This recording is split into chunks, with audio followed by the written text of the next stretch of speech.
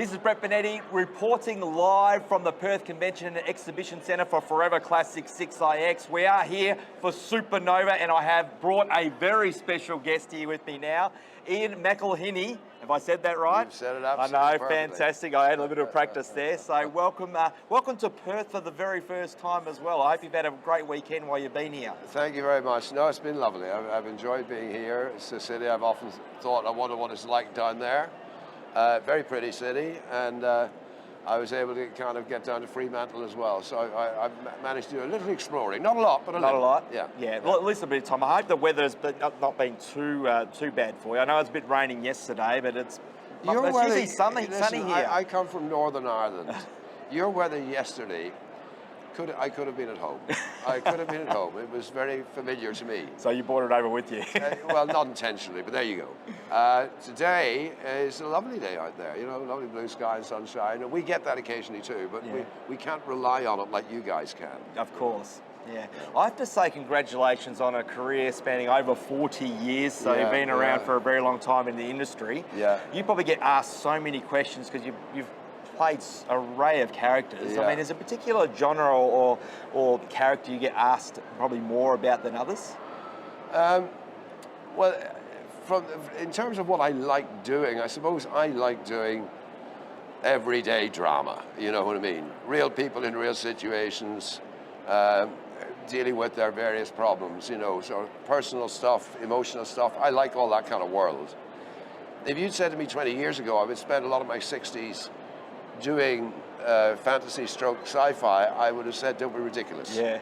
As it happens, I did spend a lot of my 60s doing that, and I'm very grateful for it because it means I get the chance to turn up to events like this. Oh, unbelievable. And I've enjoyed doing those things. So I don't really have a favorite. As long as the material seems interesting and the job looks to have a bit of a challenge in it, I'm happy to be there, you know. So as long as I'm working, I have no interest in stopping. I'm going to carry on working for as long as I'm fit to, you know. Retirement holds no real attraction for me, to be honest. That's probably good. Always have to be busy. So better being busy than bored. So it's probably your advice. Absolutely. Something that's close to home for me, because obviously I'm a massive Star Wars fan. You're in Rogue One as obviously a very high up general. Yeah. And obviously it was so clever, that movie, because that was obviously built on a statement from the very first Star Wars movie. So what was it like to be part of that universe? Well, you know, I have to be honest here. I personally am not a Star Wars follower. Wow. This is probably an age thing. I reckon if you're 55 and under, you grew up with Star Wars and you're probably kind of committed to it. I'm afraid I'm older than that, so I didn't grow up with Star Wars. I've never really followed it. But whenever the chance comes to be in Star Wars, you don't say no, because Star Wars is Star Wars, you know, and it has a huge fan base and everything else. So I was delighted to be in it. If I'm honest, because I didn't follow the genre enough, I didn't know the significance of Rogue One. Now I do, and I gather, appreciate it after the fact. I gather from, you know, the fans that Rogue One did what it was meant to do, and that it was one of the more successful ones in doing precisely that. So it's very nice to be part of something like that, and to be introduced to something that, frankly, I didn't know that much about. You know? How do you choose, you know, if you get a project like, for example, this one, you know, put in front of you, how do you choose, like, I'm going to do that, or I'm going to pass on a particular one? A lot depends on, first of all, the most important thing is, do you like the script? And I say the script, I don't mean the part, I mean the script. Because if I don't like the script, I don't want to do it. Now, you don't always get a chance. Say Star Wars, you'll never see a script for Star Wars. It's too precious. Yeah. And they don't want any spoilers out. But in many cases, you get the script, you read the script, you like the script, you don't like the script. Second thing, do you like the part? Does it offer you a few challenges? Does it make you jump through a few hoops? You know, you want to be challenged. You want to do something that, you know, oh, I can do that off the back of my head. No, you don't want to do that. You want a few challenges, you know?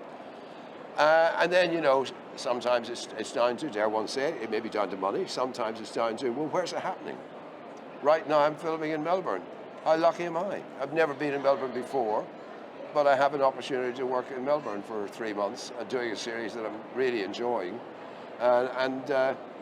So that kind of thing comes into it as well, you know. And then sometimes it may be oh, I've got to go away from home, but that doesn't suit because for whatever reason I need to be home based. So there's a whole lot of variables, and every time it'll be a bit different. So basically, you've taken time out to see all the fans here in Perth, Yeah. and then you're working basically pretty much from tomorrow. Tell us more about this new series you're working on. Well, it's a series called High Country. It's being shot in around Melbourne, mostly actually in the countryside, not in the city, and also up in the high country, sort of central northern Victoria. So. We were up there in the high country proper for about 5 weeks or so. Wow. And then all the other stuff is still in that kind of terrain, but closer to Melbourne Central.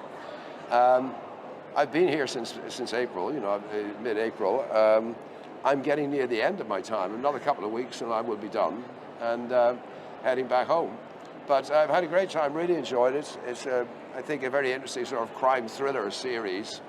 A lot of people go missing in their hills, you know what I mean? So it should be fun. Do you know when it's going to be released?